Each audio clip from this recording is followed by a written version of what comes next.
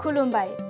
गोजोन फुंबिलिनि गासैबो बड'लेण्ड बुब्लिनि अनसायगिरिफोरखौ बरायग्रोबाय। दिनै 1 एप्रिल समबारनि फानजामुथिखौ फरायथिनो लादों आं उदांस्रि मोसाहारिया। फानजामुथिनि गिबियाव दं मेष राशि। साननायफोरा जाफुंनाय नङा, गोसोखौ जोबोरैनो असान्थि मोननो हागौ। गाज्रि सान। बृष राशि। आखायाव फैखानाय बिबानखौ खोमानो गोनां जानो हागौ। गोबां दुखु सैनांनो हागौ। मिथुन राशि। रांखावरि आरजिना लानो हागोन। गोबां मुलाम्फा जानो हागौ। मोजां सान। कर्कट राशि। थांखिया जाफुंसार जानो हागौ। नोंथांनि मुङा जेरावबो गोसारगोन। सिंह राशि।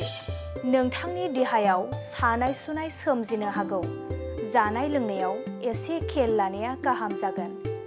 कन्या राशि। नखरनि गासैबो खामानिया नोंथांनि आखायाव गोग्लैजोबनो हागौ।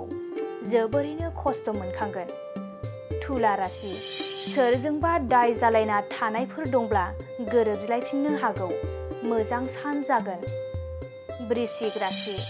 मावनो लानाय खामानियाव गोबां हेंथा सोमजिनो हागौ। आवगायलांनो हाया जागोन। धनु राशि। देहायाव लोमजानाय साजानायफोर दङब्ला मोजाङाव फैनो हागौ। देहाखौ जोबोरैनो मोजां मोनगोन।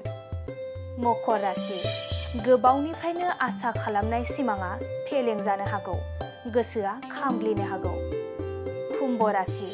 हास्थायना थानायनि गोथार फिथाइखौ मोनफुंनो हागौ। मोजां सान जागोन। मीन राशि। लोगोफोरजों गाज्रि लामायाव आगान होफ्लांनो हागौ। सांग्रां जाना सोलिनाया गाहाम जागोन। दिनै सानसेनि राशि फरायथिनायाबो एसेनोसै। आसा खालामो नोंथांनि दिनैनि साना मोजाङै मोजां थांगोन। बेखौ बड'लेण्ड बुब्लि नखरनिफ्राय मिजिंथिबाय। गोजोन्थों। साख्रि नागिरग्रा सुबुंफोरनि थाखाय गोजोनथाव खौरां।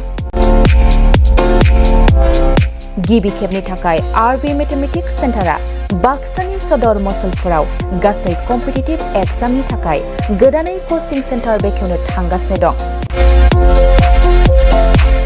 जायफोर सुबुंफ्रा गोजान जायगायाव थांनानै कम्पिटिटिभ एग्जामनि थाखाय कचिं लानो हायाखैमोन, बिथांमोना बे बारनिफ्राय बे कचिंनि खाबुखौ आरबि मेथमेटिक्स सेन्टारनि जोहै मसलपुराव मोननो हासिगोन। बे कचिं सेन्टाराव बिथांमोना direct requirement, 3rd and 4th grade, railway, SSC, army GD, Agniveer, bank, police आरो टेट आनजादफोराव जिरायनो हानाय बायदि रोंगौथि गोनां फोरोंगिरिजों फोरोंथाय होनाय जागोन। बे कचिं सेन्टारनि सोमोन्दै आबुङै मिथिनो थाखाय 9101 450 597, 6900 5847 14 आरो 9365 1322 जानबुं अनजिमायाव खौरां लानो हागोन।